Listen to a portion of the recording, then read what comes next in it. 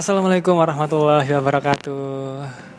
Saya Lutfi dan kali ini saya ditemani oleh Naswa Imtiaz di segmen Ngondem Ngobrol Random, dan saya ucapkan welcome back to my channel.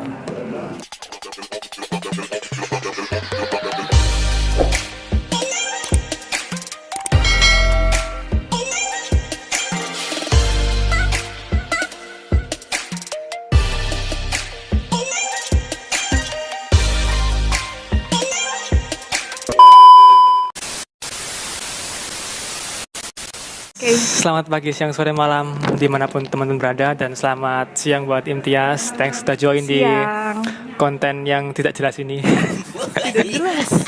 Ya, jadi ini konten baru guys. Ini mungkin pengantar dulu ya Im ya buat teman-teman subscriber. Sempat selama ini kan konten podcast kan cenderung tematik gitu kan. Kayak kemarin terbaru bahas tentang bisnis, ngobrol bisnis tok. Yang kemarinnya lagi mungkin bahas tentang kuliah S2, S3 bahas itu terus. Tapi ini aku cenderung membuat gebrakan baru ya. Gebrakan baru. Gitu ya guys. Iya, gebrakan baru. Jadi random, ngobrolnya temanya apapun. Oke. Ya. Entah itu info terupdate, fenomena terbaru, atau relation, karir, politik dan sebagainya. Oke. Apapun asalkan jangan yang sensitif ya. Misalkan tentang tembak-tembakan antar polisi. Itu sensitif. Itu sangat sensitif. Itu saya tidak berani untuk menyentuh aspek itu ya. Betul. Ya. Semoga saya bisa menjawab ya teman-teman. Bisa dong. Iya, Jurnalis, bisa ya? guys. Naswa Imtiaz, nah ini mungkin buat teman-teman yang belum tahu, beliau Kayak udah tua banget gitu ya. Jurnalis di seputar Surabaya ya. Iya betul, seputar penulis Surabaya. Ya. Jadi penulis, editor juga. Oh, sama yang ngeliput ini nggak apa namanya, wartawan? Iya, reporter lapangan juga. Oh, berarti reporter, nulis sampai editing itu kamu semua? Iya, kebetulannya itu. Jadi terus yang lain ngapain? Yang lainnya juga mengerjakan hal yang sama. Jadi kita di sini masih istilahnya growth gitu ya. Media kita lagi growth.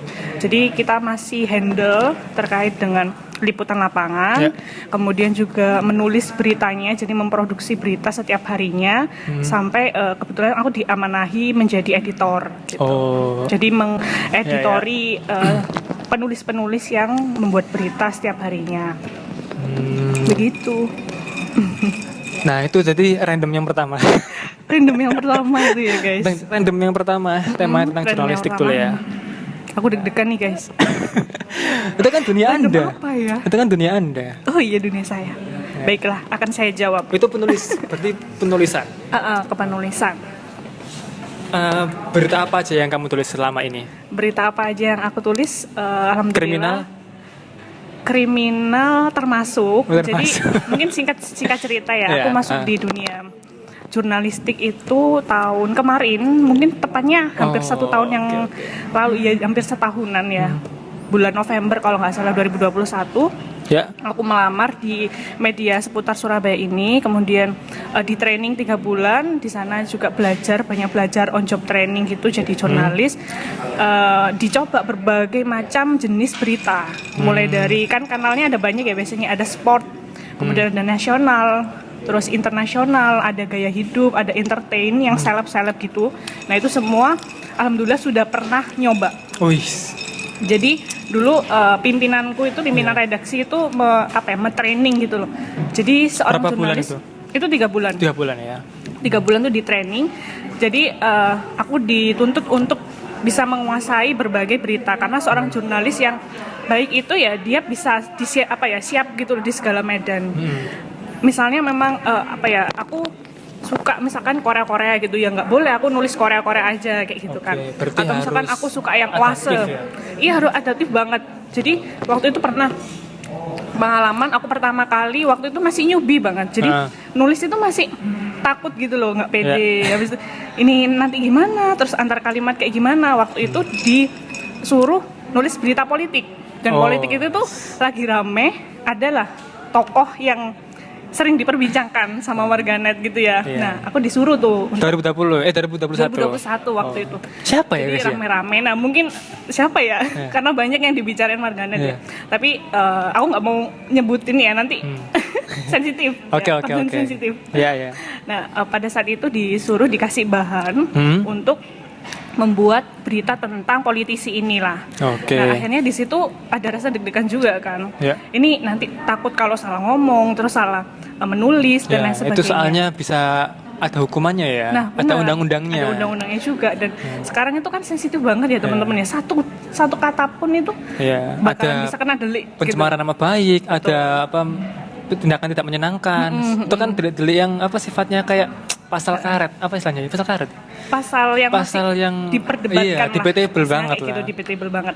Nah, pada saat itu aku cuma dalam hati gini, karena aku berusaha profesional ya. Ya. Aku juga ingin belajar ke dunia politik ini seperti apa sih menyelami, karena ketika kita menulis itu nggak bisa sekedar menulis atau mencomot dari bahan yang sudah diberikan, tetapi kita juga harus mengetahui ada konteks apa sih di balik situasi politik pada saat itu gitu kan, dan kita harus mengetahui siapa sih yang kita ulas, misalkan politisi. Nah, politisi ini punya riwayat seperti apa dan sebagainya. Nah, akhirnya dari situ aku berusaha untuk oke lah aku terima gitu kan challenge. Jadi itu ibaratnya tuh tak anggap sebagai challenge dari Itu masih pimpinanku. magang ya?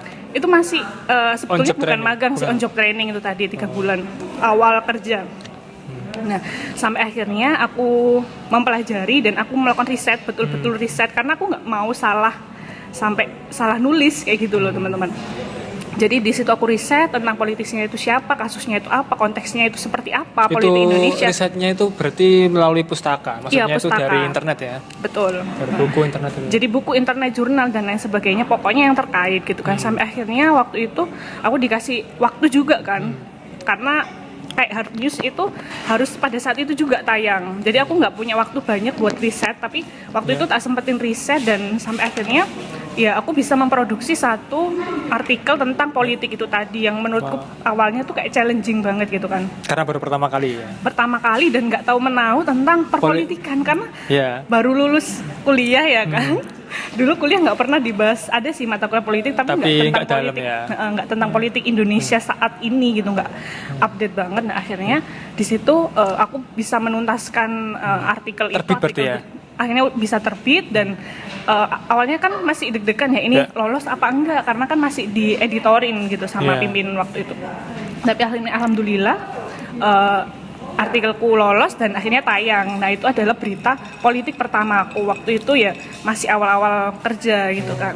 Sampai akhirnya nyoba lagi beberapa kali isu-isu politik itu ngikutin. Sampai sekarang yang ngikutin kayak kriminal, kemudian yang kemarin rame-rame antar polisi itu. Iya, tembak-tembakan. Itu juga sempat nulis. Itu sempat nulis juga dan ngikutin.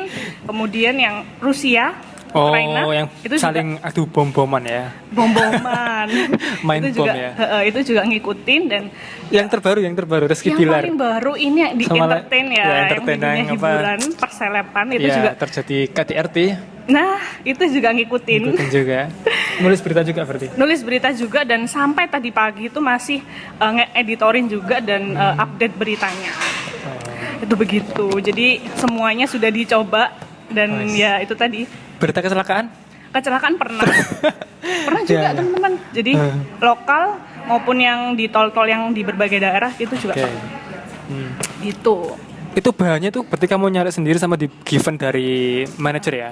Jadi kita kan sifatnya masih ini ya, karena terbatas wartawan lapangannya, jadi kita masih open source by mungkin ya data-data yang sudah terkumpul sama wartawan mungkin dari pimpinan kita yang memiliki data informasi, kita masih diberi kayak gitu. Tapi kadang ada juga yang kita harus nyari sendiri terjun kalau misalkan yang regionalnya itu masih di wilayah Surabaya gitu. Berarti wawancara ke orang-orang itu juga, misalkan dia itu kecelakaan terus keluarganya itu siapa sempat diwawancara juga. Betul. Jadi kita ya standby. Waktu itu juga ada temanku sih. Ada kecelakaan bayi itu dia ketabrak sampai ikut mobil sampai sejauh 2 meter atau 1 meter gitu. Ngeri guys. Ngeri kan? Dan itu kebetulan dekat kantor. Jadi dia ya langsung terjun, kemudian nyari pelakunya, terus ke polsek dan lain sebagainya. Jadi memang benar-benar nyari narasumber kayak gitu. Itu ya kayak the real reporter gitu. Tapi itu kan nggak setiap hari ada kasus kayak gitu kan, jadi itu momentual. Dan yang dekat-dekat regional Surabaya ya? Kalau aku sih biasanya diterjunkan di event-event Surabaya, kayak kemarin ada Rujak Ulek, terus ada festival ulang tahun Surabaya dan lain sebagainya kayak gitu. Bagus. BTW jurnalis itu kan ada banyak macam, ada yang tulisan, ada yang jurnalis kayak Najwa Shihab yang di apa Di namanya narasi itu. kan itu kayak ngomong. Nah itu belum sampai situ ya. Sementara ya, jadi media itu kan berkembang ya nanti. Dia nanti bisa jadi sampai ke situ kalau misalkan memang sudah punya apa ya satu sistem dan arahnya memang dibawa ke sana. ke media yang apa video audiovisual. Audiovisual. Jadi kalau dari aku sendiri sekarang ini masih online kan. Jadi masih portal sifatnya ya website tulisan lah. Jurnalis tulisan. Kemudian ya itu tadi pakai laman. Jadi website. Tapi lebih menurutku ya sekarang itu media cetak yang berita cetak itu kurang deh kayaknya diminati. Nah, karena sekarang udah eranya Makanya digital. justru lebih enak baca berita online. Misalkan aku ada kasus apa gitu, aku langsung cari di Google kan. Berita perselingkuhan, berita tembak-tembakan polisi, lah kan langsung cari Google, akhirnya kan langsung ketemu yang bahas itu. Tapi kalau cetak itu di kantorku ya, itu juga langganan Jawa Pos. Aku sebut nama Jawa Pos. Tapi ya ini bukan salah Jawa Pos juga, tapi salah teman-teman mungkin ya. Habis ada di depan, taruh di lemari, sampai nggak pernah kebaca. Oh gitu ya. Sampai kan numpuk ya, masih bagus kan. Nah sampai ada ibu-ibu yang tiap seminggu sekali tuh ke sana buat minta koran. Oh, sampai dia dijual belum dibaca. Udah dijual karena memang ini kayak kebiasaan beberapa rumah tangga ini juga kayak gitu. Iya, kayak gitu di beberapa rumah. Karena ya males aja. Karena kita udah tahu beritanya. Misalkan benar. kan kurang up to date kan. Misalkan kita berita apa namanya FS dengan Brigadir E itu kan. Di YouTube ada, di Instagram ada dan up to date. Dan yang up to date lagi tuh di mana? Di TikTok. Iya. Itu adalah sumber segala sumber ya kan. Semuanya ada di TikTok. Dan bahkan mungkin bisa jadi kalah cepat media portal berita kayak mungkin yang besar itu kayak Detik, Kompas dan lain sebagainya yang online itu masih kalah cepat sama TikTok. Nah itu loh era digital yang sekarang itu sangat amat cepat dan serba ya itu tadi harus adaptif lah istilahnya tuh kayak gitu. Karena kalau tadi Lutfi berbicara tentang media cetak konvensional memang sekarang tuh banyak sekali media cetak yang itu akhirnya beralih akhirnya gulung tikar kan? Dan dia beralih menjadi online ya, gitu. Betul. Banyak yang ditutup kasusnya itu ya dan sudah Kompas apa ya, itu online Kompas ada yang cetak ada yang online kan? Ada yang online juga. Jadi pokoknya pada prinsipnya semua itu sudah punya online, tapi ada juga perusahaan-perusahaan besar yang memang dia masih survive gitu kan. Mungkin segmen-segmen yang udah tua-tua masih dipertahankan. Tapi yang muda-muda kayak kita ini masa kamu terakhir baca koran kapan? Kapan ya? Aku ya tiap hari di kantorku ada koran, nggak pernah tak baca. Aku mesti ngerti soalnya, misalkan berita apa sepak bola di Instagram di Instagram udah ada. Di TikTok udah kan punya Instagram, TikTok, Google semuanya tuh sudah betul lengkap. Iya, Aku jadi kayak aku lihat sendiri juga lupa kapan ya terakhir ya. Nah, kan di perpustakaan kampus kan. Bener. Dulu kan dosen kita pernah menyinggung kan soalnya. Jadi koran tuh jarang banget yang baca. Jarang, emang. Ya sebenarnya ada juga sih bacaan di koran yang nggak ada di mungkin di internet ya. Tapi ya gimana lagi orang kita sudah terbiasa dengan gadget. Bener. Dan kayak bangun tidur tuh udah ada di HP tuh berita hari ini ada di notifikasi gitu. Iya. Kita nggak ngeklik ya kan tapi udah dikasih tahu dan itulah memang canggihnya sekarang sekarang digital sekarang.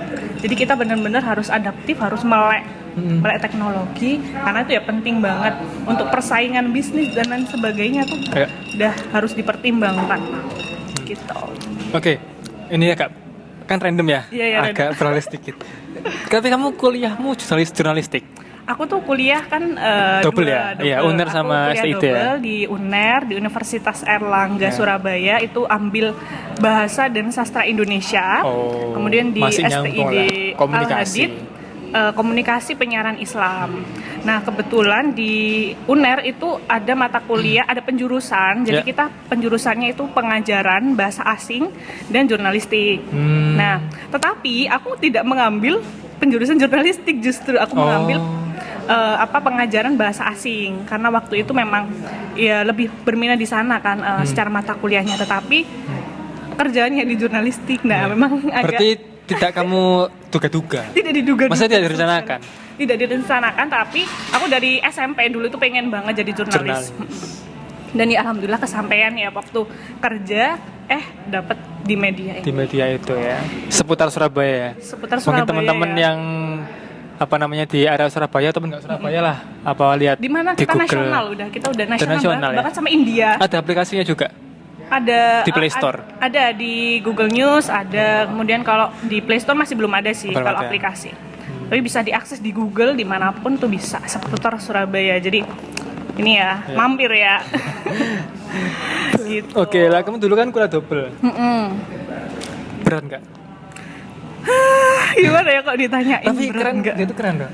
4 tahun itu lulus bareng-bareng ya.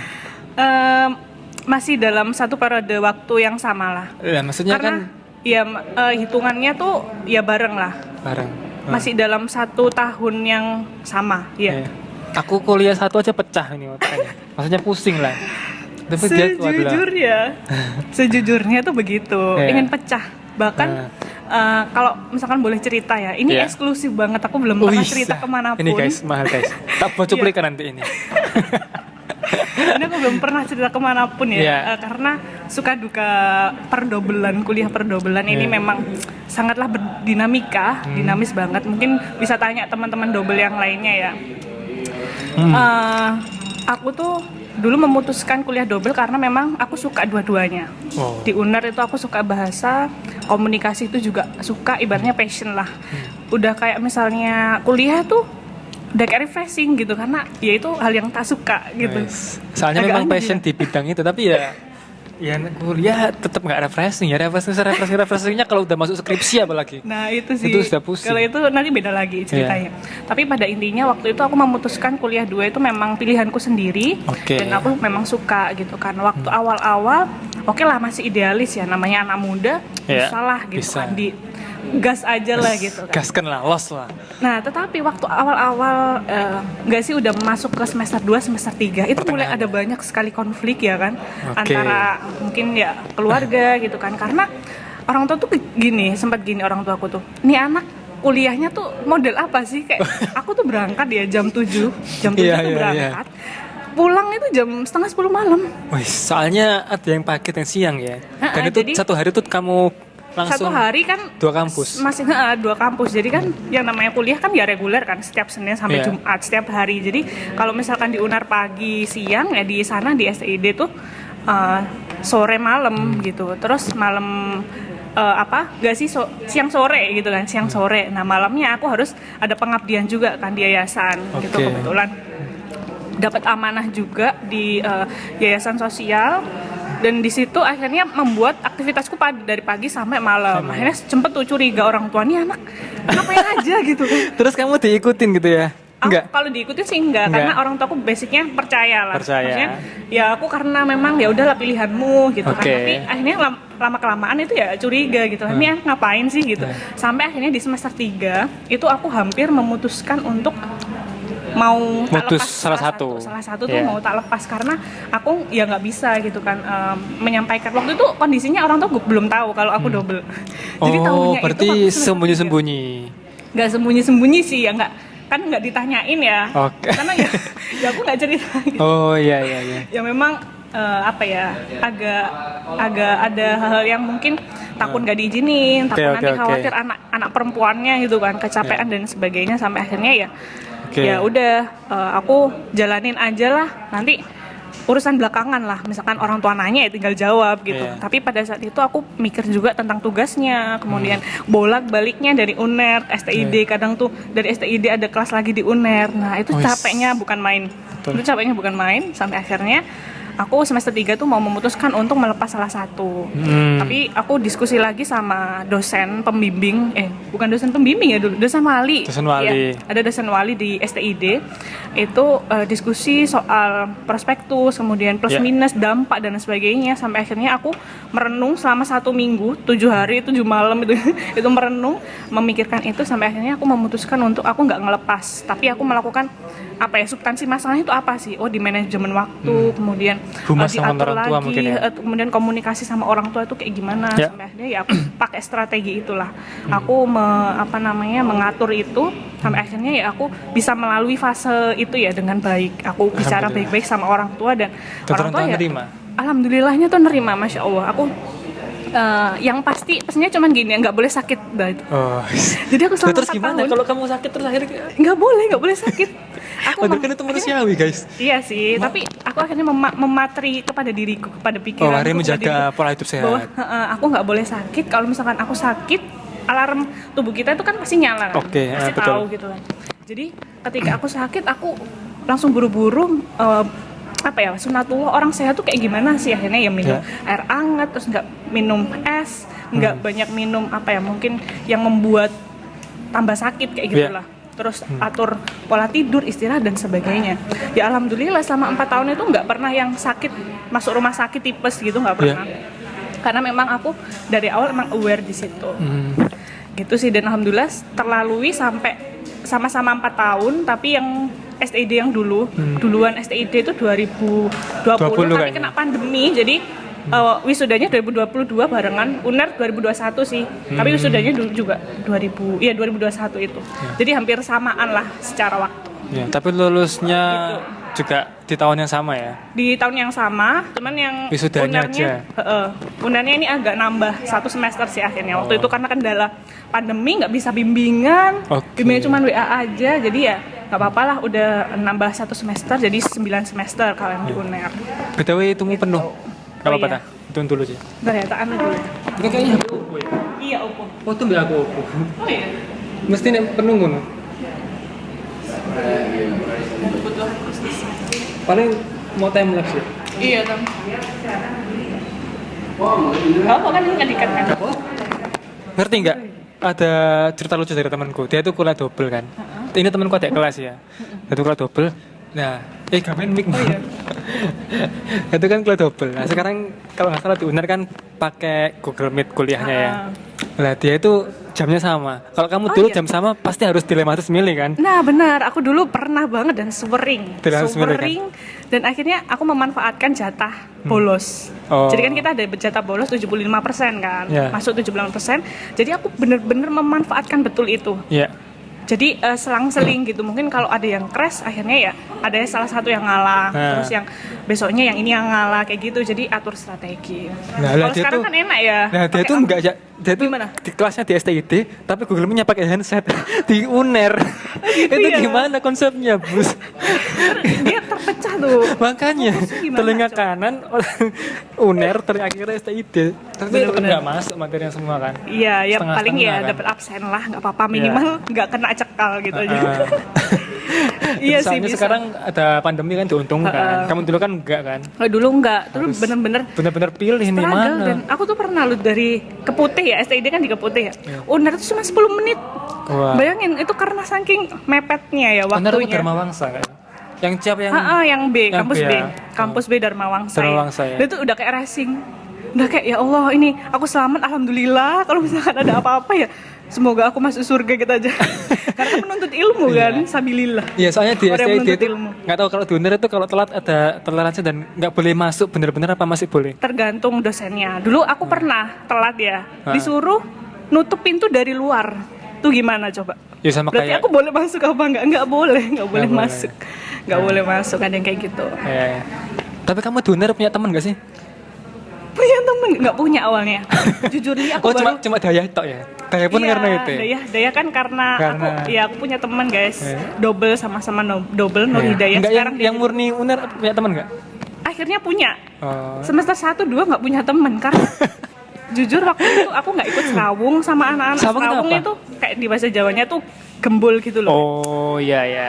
Berteman gitu, ikut kumpulan. Circle kayak bahasa gaulnya circle. Iya, perkumpulan mahasiswa gitu, angkatan 16 gitu. Aku nggak pernah ikut karena memang ya aku lagi harus kuliah lagi gitu kan.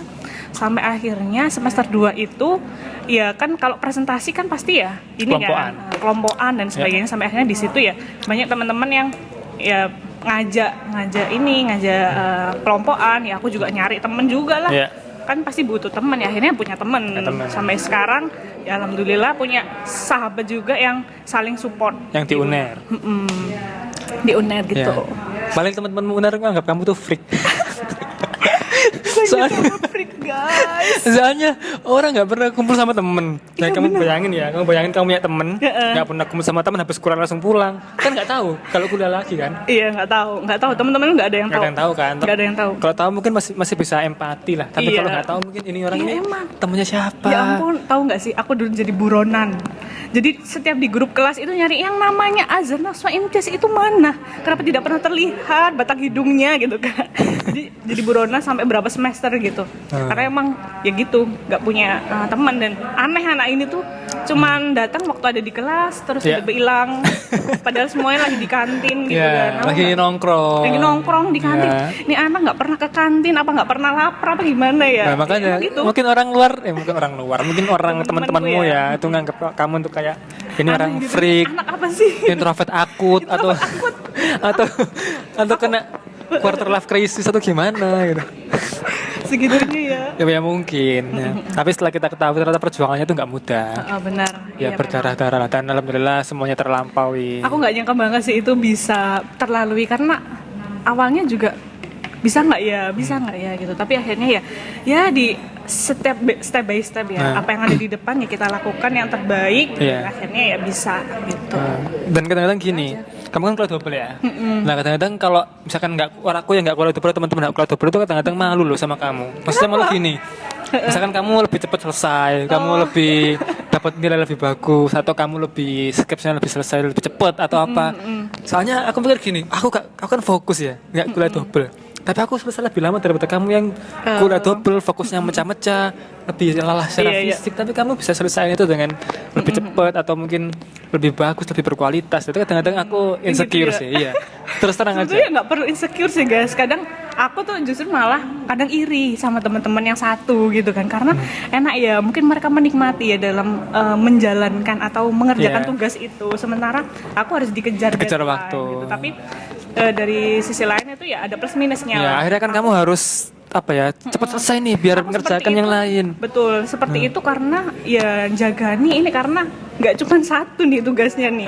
Bahkan pasti aku pernah numpuk ya. Di STID itu kan tugasnya itu kan kita juga nggak bisa kayak mungkin kayak kopas aja gitu, tapi benar-benar dengan keterampilan proses ya, dengan riset, kemudian juga nggak bisa googling juga. Kamu kalau cari jawaban STID di Google nggak akan ketemu jawabannya, percuma. Kalian ketik soalnya tuh nggak ada. Karena soalnya tuh benar-benar problem solving ya. Problem solving, analisa lapangan itu seperti apa ya itu gitu kan. Jadi harus benar-benar mikir. Nah sampai akhirnya ya aku harus pintar-pintar melakukan manajemen waktu lagi-lagi itu. Jadi apa sih yang membuat aku tuh bisa on time kayak gitu ya, istilahnya skripsi itu bisa semester 7 gitu karena aku memang benar-benar harus ketat sama itu. Kalau aku nggak ketat, bleset sedikit aja udah buyar semuanya. Udah nambah uang SPP, kemudian juga itu molor itu omongan di mana-mana tuh kan bikin nggak enak bikin ngedown lah. Kuliah nggak selesai gitu. Gimana orang tua mau harusnya udah bisa ngebiayain orang tua, jadinya nggak bisa, malah dibiayain dan sebagainya. Jadi aku struggle di sini, aku struggle di awal dan ketat di situ karena itu yang bisa tak kendalikan kan. Jadi aku fokus sama apa yang bisa tak kendalikan, aku kendalikan dan ya begitulah. Oh kamu juga stoik juga ya? Apa tuh stoik? Loh itu kamu bilang dikotomi kendali, nggak tahu ya? Aku pernah dengar, cuman nggak seberapa mendalam yang stoik itu sih yang dikotomi kendali. Tapi aku punya prinsip itu. Itu dapat dari mana? Apa ya logis aja sih kayak nggak tahu juga. Tapi kan Ustadz stimulus yang ngasih kamu info itu lupa berarti ya? Ya kayaknya lupa deh.